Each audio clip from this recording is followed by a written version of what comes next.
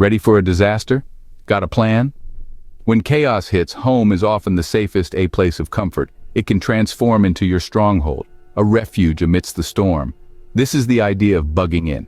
It's about utilizing what you have, boosting it with strategic planning and turning isolation into strength, thriving in uncertainty, not just waiting out the disaster. How, you ask? Let's dig in. Water, home defense, food, heating, and sanitation.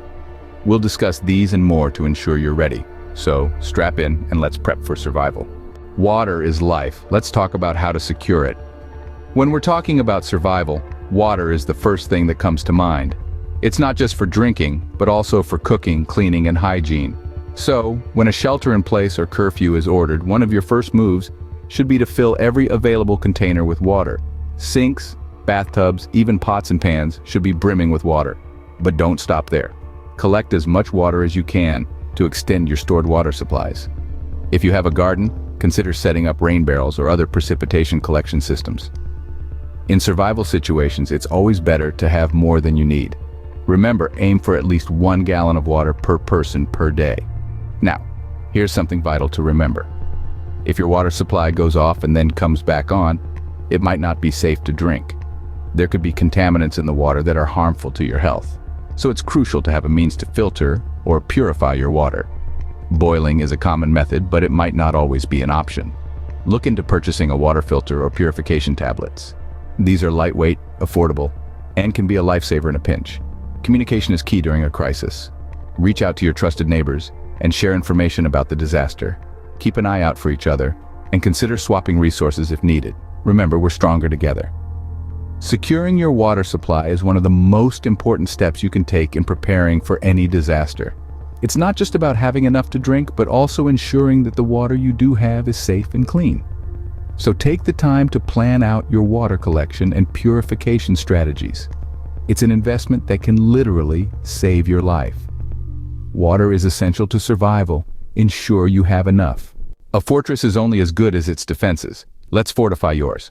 First things first, secure the perimeter. Lock all doors, windows, and your garage door. Draw curtains and shades to limit visibility into your home. This isn't about hiding, it's about not advertising what you have. Defense equipment is crucial. You hope never to use it, but having it ready could mean the difference between life and death. This could range from a sturdy baseball bat to a firearm, depending on your comfort level and local laws. Now let's talk about the layout of your home. It's important to identify a safer interior room.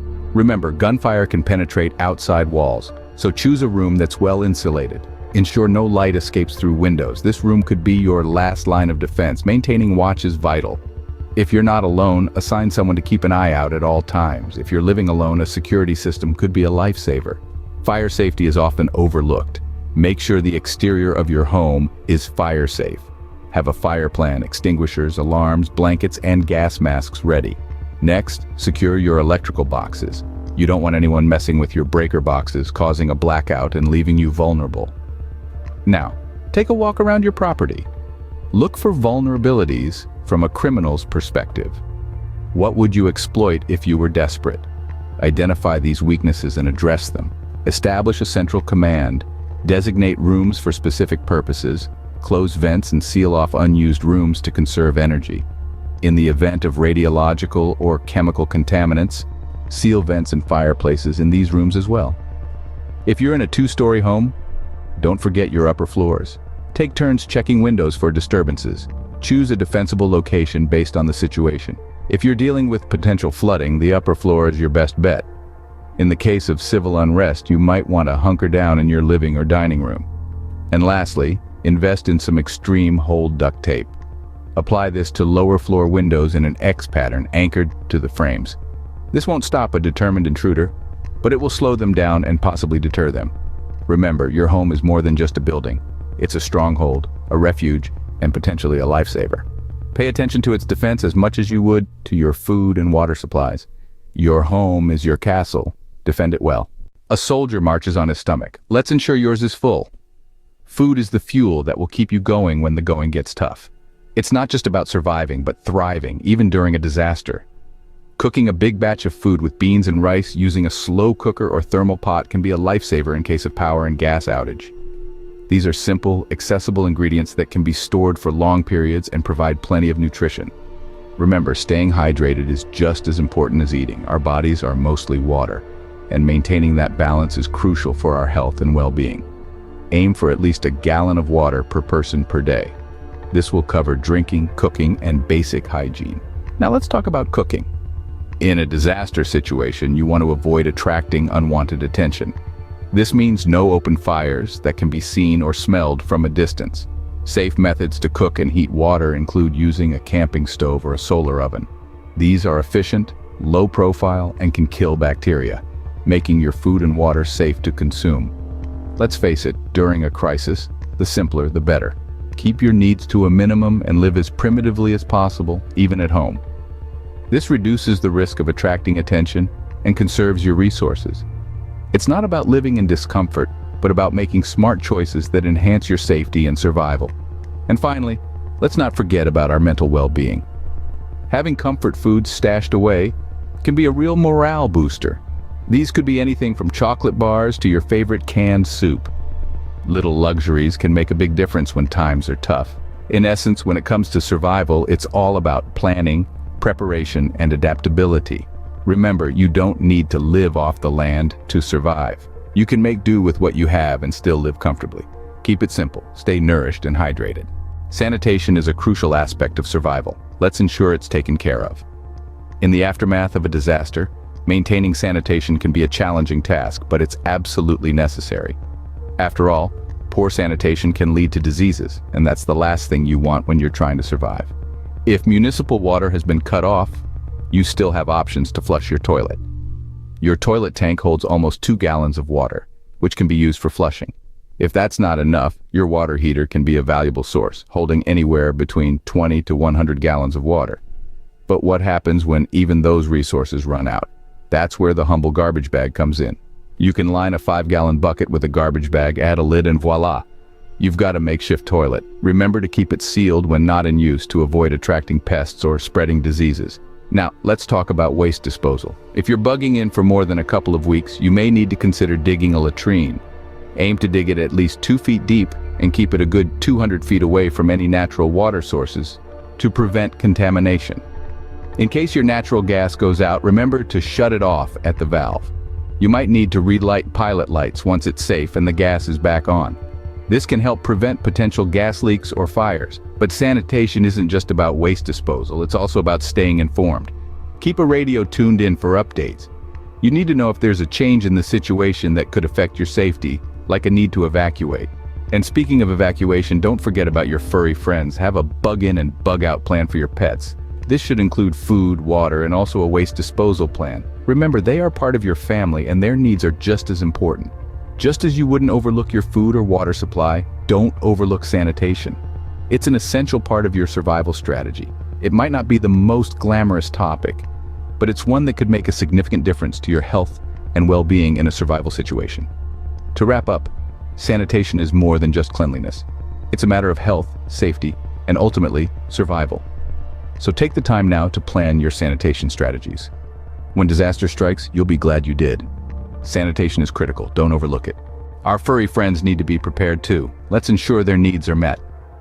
When disaster strikes, it's not just us humans who need to be ready. Our pets, our loyal companions, they need to be prepared too. And it's our responsibility to make sure they are.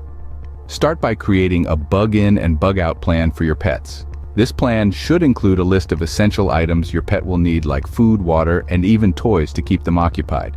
Remember, your pets will need a minimum of 1 gallon of water per day, just like us humans. So factor that into your water storage plans. And let's not forget about food. Stock up on canned or dry food that's specifically designed for your pet's breed and age. Now, it's not just about food and water. You also need to think about your pet's waste disposal. If you're bugging in, you might not have the luxury of letting your pets out as you normally would. So, you'll need to get creative. For dogs, consider puppy pads or even a makeshift indoor toilet area. For cats, ensure you have enough kitty litter to last for several weeks. And remember, you'll also need to have a plan for disposing of this waste safely to avoid attracting unwanted attention. When planning for pets, also consider their health needs. If your pet is on any medication, make sure to have an ample supply on hand. And don't forget about their comfort. A familiar blanket or toy can go a long way in keeping your pet calm and composed during a stressful situation. And lastly, always keep a sturdy carrier ready for each pet. This is important not just for bugging out, but also for keeping your pet safe and contained within your home if necessary. Being prepared for a disaster isn't just about ensuring our own survival. It's about ensuring the survival and well-being of our whole family.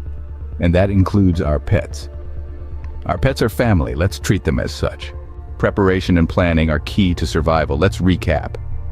When disaster strikes, staying put is often your best option. Your home is not merely a shelter, it's your base camp, a fortress stocked with all your prepping supplies.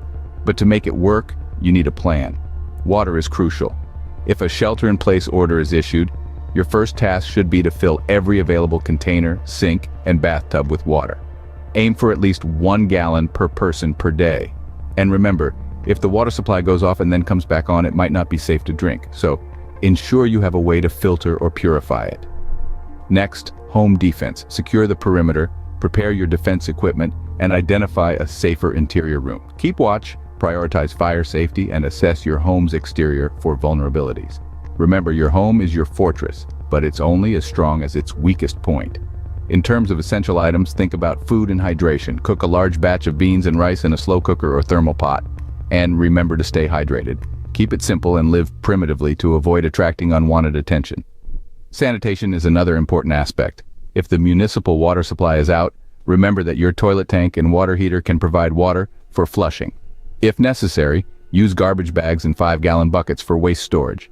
And if it comes to it, consider digging a latrine, but keep it at least 200 feet away from natural water sources. Lastly, don't forget about your pets. Have a bug-in and bug-out plan for them, including food, water, and waste disposal. All these points form part of your bug-in plan, but a plan is only as good as its execution, so test it regularly, update it as necessary, and always be ready to adapt. Stay safe, stay prepared, and remember, your home is your fortress.